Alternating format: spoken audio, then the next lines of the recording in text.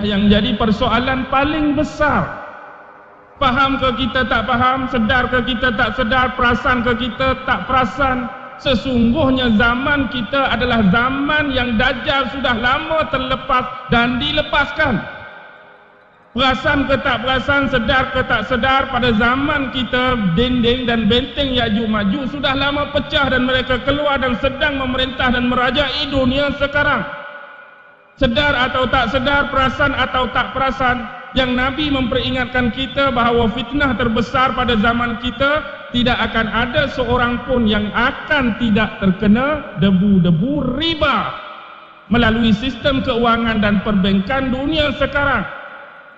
Dan juga sedar atau sedar, perasan atau kita tak perasan, bahawa sekarang fitnah-fitnah ini sedang mula menghujani kita seperti awan yang gelap gelita.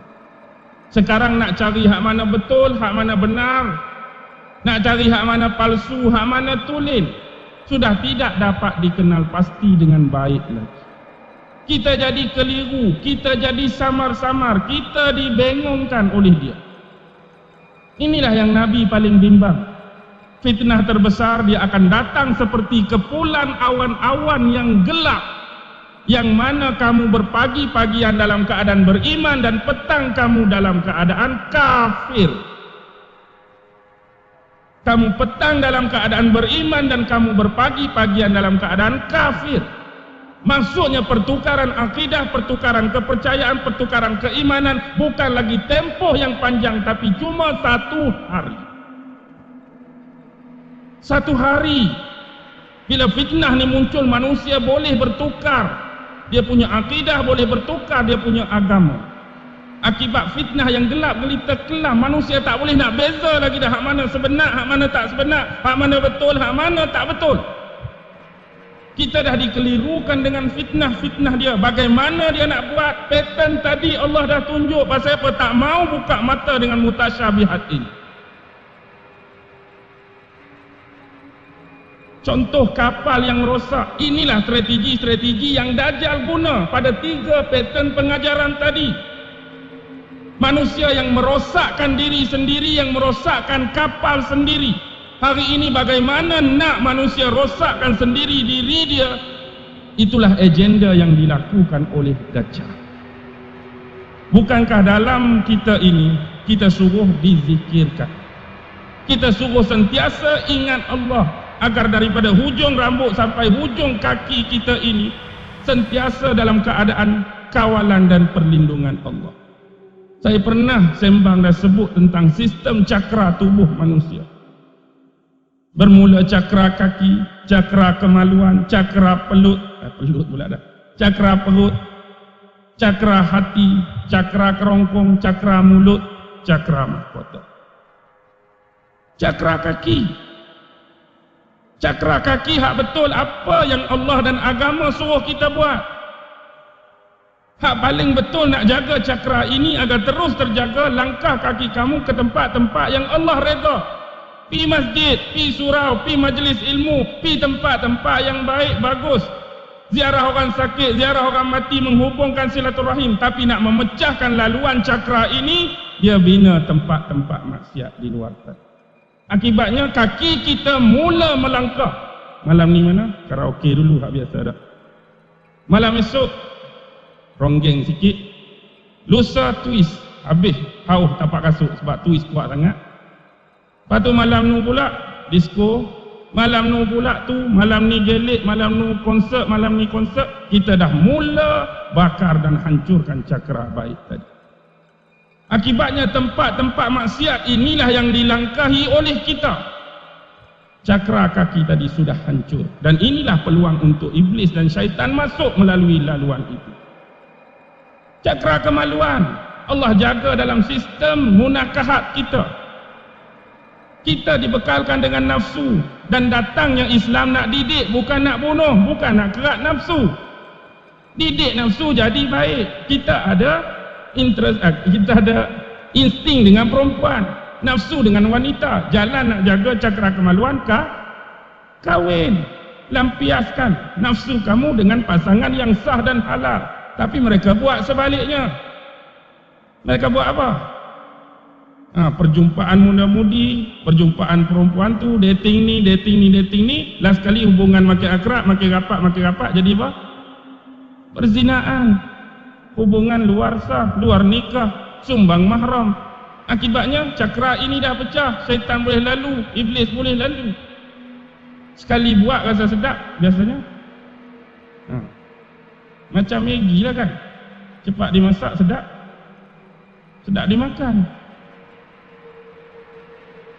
Lepas tu bahagian perut, Allah suruh jaga apa? Masuk dalam ni makanan yang bersifat halalan thayyibah. Halal saja tak ada thayyib, tak jadi juga. Ada orang tu dua-dua dia lepas, halalan lepas, thayyibah lepas. Ada orang halalan lepas, thayyibah tak apa nak lepas. Sebab apa? Penyakit punya pasal. Orang tak ada darah tinggi, daging halalan thayyibah. Orang ada darah tinggi, halalan saja. Thayyib ada ke tak ada? Thayyib tak ada darah tinggi. Orang kencing manis, halalan sajalah gula. Thayyib tak ada dah. Halal, thayyib tak ada dah. Tengah orang dua-dua tak apa. Halalan thayyibah. Daging pun tak apa, ustaz, saya tak ada darah tinggi. Kencing manis pun tak apa, saya tak ada gula pun tak apa, saya tak ada kencing manis. Lepas tu nak bagi rosak di sini, buatlah makanan-makanan yang bersifat fast food. Kadang-kadang kita pun khawatir tentang status halal dia, status boleh makan dia. Kadang-kadang kita jelas satu perkara tapi masih sama dengan perkara yang lain. Kadang-kadang hari ini kita ni belajar kan hukum. Ustaz, goreng babi, kami tak makan babi, agama kami larang babi. Ustaz, kek, kek tak ada masalah. Kek tak ada masalah, ngak. Kadang-kadang kek tadi di belakang kita mungkin dah sembuk wine, di belakang kita mungkin gelatin khinzir, di belakang kita hak haram tu dimakan kita, tak boleh makan ni, tapi atas nama kek. Kek tak ada masalah. Perak. Masuk dalam ni juga. Lepas tu selain daripada kek, apa mak nikah ingredient hak kita tak kenal nama pun dengan kok tertentu. Pernahkah kita kenal pasti kita ni pengingat kok ke? DG452. Ni babi. Kita tak ada pun tengok kok pun tak tahu kok apa. Hak kita tahu kok apa? Kok daerah kita.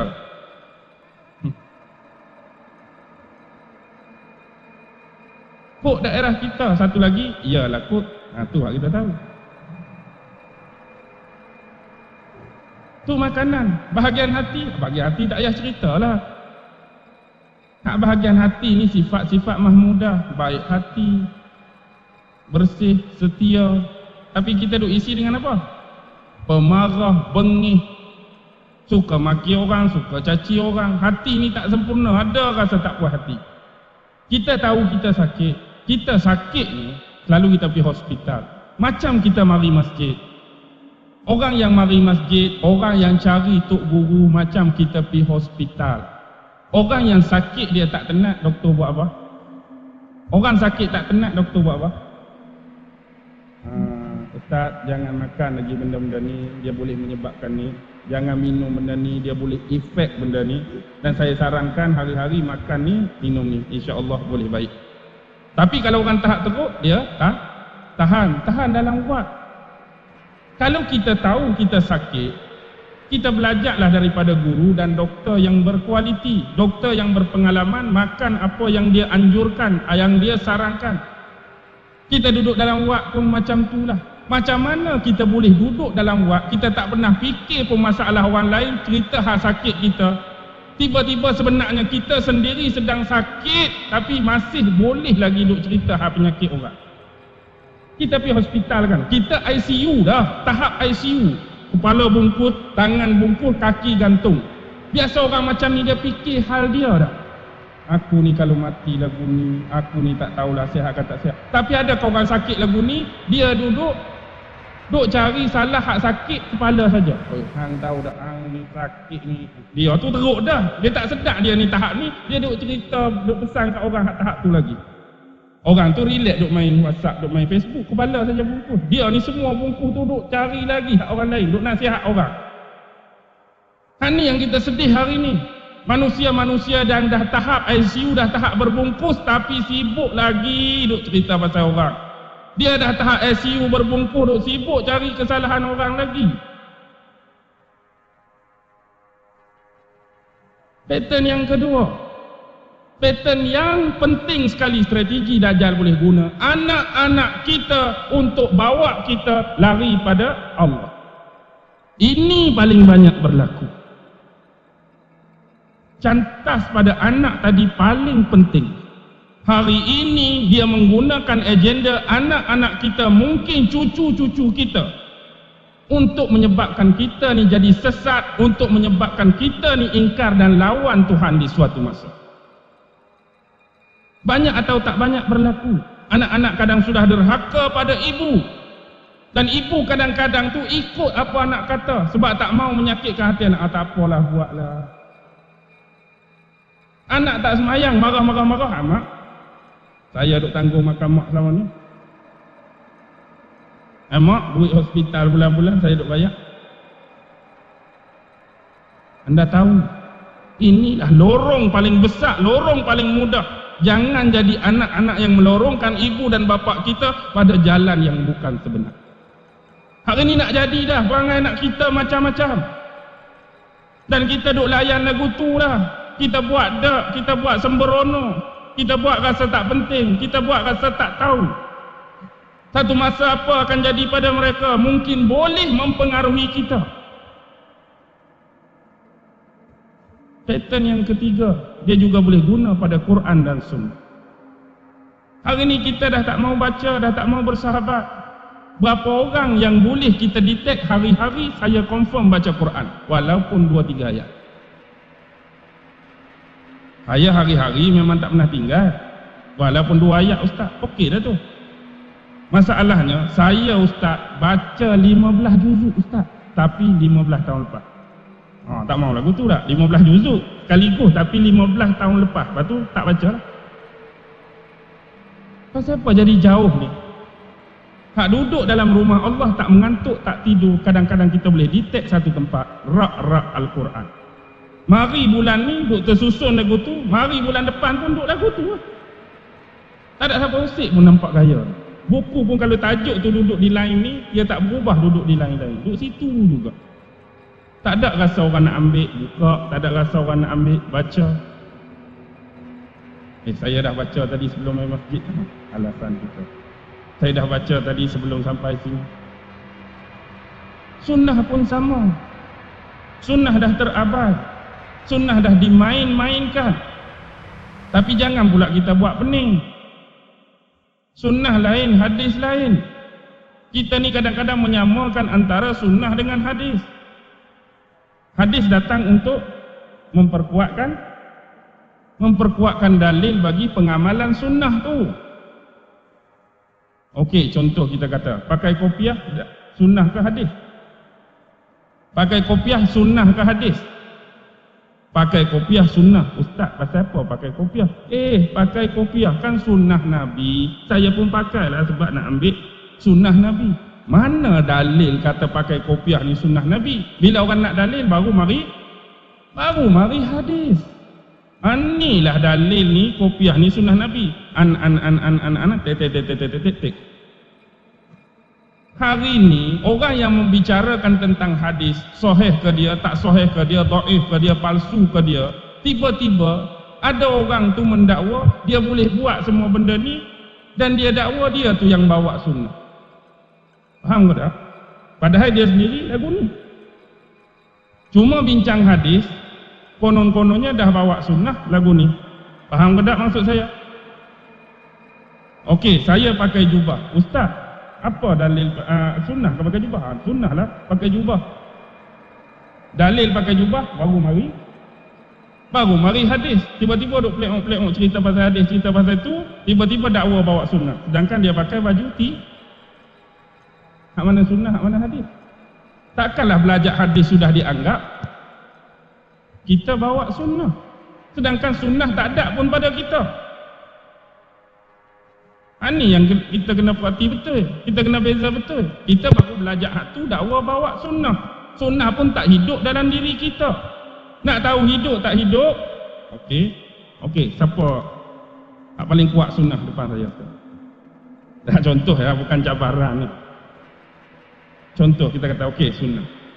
Nabi kan dia ajar pada kita sejak bangun tidur sampai kita nak lena dengan doa-doa pendek, doa-doa ringkas. Kalau kita kata nak sunnah sangat, okey, doa pakai baju bang. Doa pakai baju, hak Nabi baca. Doa pakai baju tak lepas dah. Hak lepas selalu doa apa? Doa makan, doa masuk tandas. Lepas tu hak lain ke mana? Hak sampai tidur nu ke mana? Takkan kerana dua tu. Kerana dua tu orang lain pun buat. Pernah terjadi saya nak sebut. Biarlah. Di sekolah saya ni. Bila kan waktu rehat, waktu makan, kita pun berkumpul duduk depan murid-murid. Okey, murid-murid tanda tangan, kita baca doa makan. Allahumma barik lana fima razaqtana wa qina azabannar. Budak ni balik cerita kat bapak dia. Balik cerita ustaz baca doa Allahumma barik lana. Bapak tu pula, mari ustaz. Saya tak mau ustaz ajak anak saya doa yang tidak disunnahkan oleh Nabi. Saya tak mau ustaz ajak doa yang tidak disunnahkan oleh Nabi. Lepas tu doa yang Nabi sunnah lagu mana? Bismillah saja. Bismillahirrahmanirrahim. Allahumma barik lana tak ada dalil. Allahumma barik lana tak ada hujah. Okey, tak apalah. Saya pun tanya dia, abang, anak abang sekolah mana? Padahal kita tahu dah anak murid kita. Tapi soalan tu nak kelas lah. Anak abang sekolah mana? Sekolah ustaz lah. Dia balik bagi tahu ustaz baca Allahumma barik lana. Baik. Kalau abang nak saya ajak doa yang sunnah, bismillah atau bismillahirrahmanirrahim, tak ada masalah. Tapi saya sebagai guru. Dan bila kita hidup dalam komuniti di sekolah, sekolah ni banyak event yang perlu saya untuk baca doa. Ada hari pengakap, ada hari kantin, ada hari PIBG, ada hari karnival, ada hari perkemahan, ada hari koko. Agak-agak doa sunnah hak mana hak paling sesuai untuk saya baca hari kantin. Doa Nabi hak sunnah mana saya patut baca hari karnival. Agak-agak saya nak guna doa mana? Ustaz suruh doa ni. Agak-agak doa mana bang? Dah, agak-agak doa mana? Kalau ada, ajak saya, tunjuk pada saya doa mana hak paling sunnah untuk baca pada event-event tadi. Doa perlu dibaca. Lepas tu nak guna doa mana? Doa hak buat sendirilah. Oh, tak sunnah pula. Lepas tu dah sekali tak baca doa lah. Tak perlu baca doa sebab ni semua bid'ah. Tak ada hari karnival, tak ada hari kantin zaman Nabi. Nak jawab lagu tu bang? Ikutlah tu saja selingan lah. Nak suruh kita faham kadang-kadang ada benda yang kita perlu buat perubahan. Jangan syadik sangat, jangan totok sangat.